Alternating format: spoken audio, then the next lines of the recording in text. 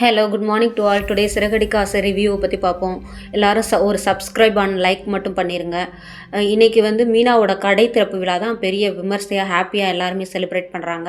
Already எப்பயும் போல் விஜயாவுக்கு ஒரு போராம குணம் எப்பயுமே இருக்கும் மீனா மேலே. அது அவங்க காட்டுறாங்க, அவங்கவுங்க கேரக்டரில் அவங்கவுங்க வெளிப்படுத்துகிறாங்க. மீனாவோட அம்மா ரொம்ப ஹாப்பியாக சந்தோஷமாக ஃபீல் பண்ணுறாங்க. இதுக்கு எதாவது பார்வதியும் சிவும் 2 பேரும் ஜோடியாக வர்றாங்க.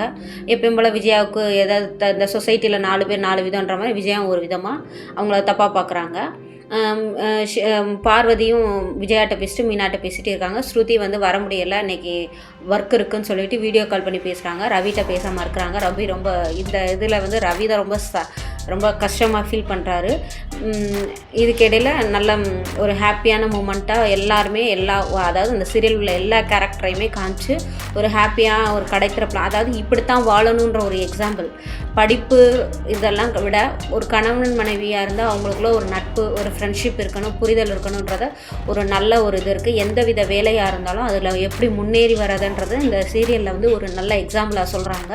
மீனாவையும் முத்தவையும் அந்த கேரக்டர் முக்கியமாக அதுதான் ரொம்ப நல்லா இருக்குது. ஒருத்தர் சப்போர்ட் பண்ணி அவங்கவுங்க தொழிலில் அவங்க இம்ப்ரூவ் பண்ணிக்கிறது, அவங்க 2 பேரும் ஒரு சின்னமான ஒரு அந்யோன்யம் வந்து ரொம்ப அழகாக காமிக்கிறாங்க. மித்தபடி எல்லாத்துக்கும் நல்லவங்களாக இருக்கிறத விட இதுதான் எனக்கு ரொம்ப பிடிச்சமான ஒரு விஷயமா இருக்குது. அதுக்கப்புறம் பார்வதி சிவோட ஒரு நல்ல பாண்டிங் நல்லா இருக்குது. எவ்வளோ ஏஜ் ஆனாலும் ஒற்றுமைன்றது, புரிதல்ன்றது கணவன் மனைவியாக தான் இருக்கணும், இல்லை ஒரு எந்த வயசுலேயும் ஒரு நட்பு வந்து ஒரு நல்ல எக்ஸாம்பிளாக இருக்குன்றத டைரக்டர் வந்து சூப்பராக சொல்லிகிட்ருக்காரு. அது ரொம்ப ரொம்ப பிடிச்சமான ஒரு விஷயமா இருக்குது. அதுக்கப்புறம் நம்ம அதுக்கப்புறம் எப்பயும் போல் ரோஹிணி அவங்க வேலையை காட்ட ஆரம்பிக்கிறாங்க. அந்த இடத்துக்கு வர்றாங்க, ரொம்ப மாஸாக வர்றாங்க, மேக்கப் பண்ணி தனியாக கார் புக் பண்ணி நல்லா மாஸாக வந்து இறங்குறாங்க. எல்லாருமே யாருமே இவங்க தான் அப்படியே வந்து க்ளோஸ் அப்பில் காமி இறங்கி வர்றாங்க. விஜயா ஆல்ரெடி எப்பயும் போல தான், அதான் விஜயாவுக்கு மூளையே இல்லை, விஜயான்ற கேரக்டருக்கு மூளையே இல்லை, சமூகத்தை சார்ந்து அடுத்தவங்களை பற்றி புறணி பேசிட்டு அந்த மாதிரி கேரக்டர் தான் அவங்களுக்கு கொடுத்துருக்காங்க. ஆனால் நல்ல ஃபேமிலி அமைஞ்சிருக்கு அவங்களுக்கு. அதாவது இல்லாதவங்களுக்கு தான் அதோட வழி தெரியும். எக்ஸாம்பிளுக்கு பார்வதிக்கு மருமக எந்த உறவும் இல்லாதனால தான் உறவுகளோட அருமை வந்து அந்த நட்புன்றதை அவங்க பெருசாக பார்க்குறாங்க. சிவாவோட நல்லா ஹாப்பியாக பழகுறாங்க.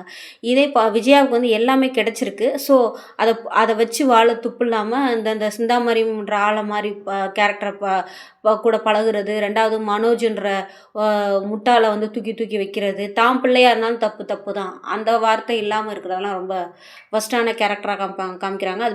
அதாவது நான் கேரக்டரை மட்டும்தான் சொல்கிறேன், அங்கே நடிக்கிற ஆர்டிஸ்ட்டை சொல்லலை. இதோடு இந்த சீரியல் முடிஞ்சிருக்கு. Thank you to all.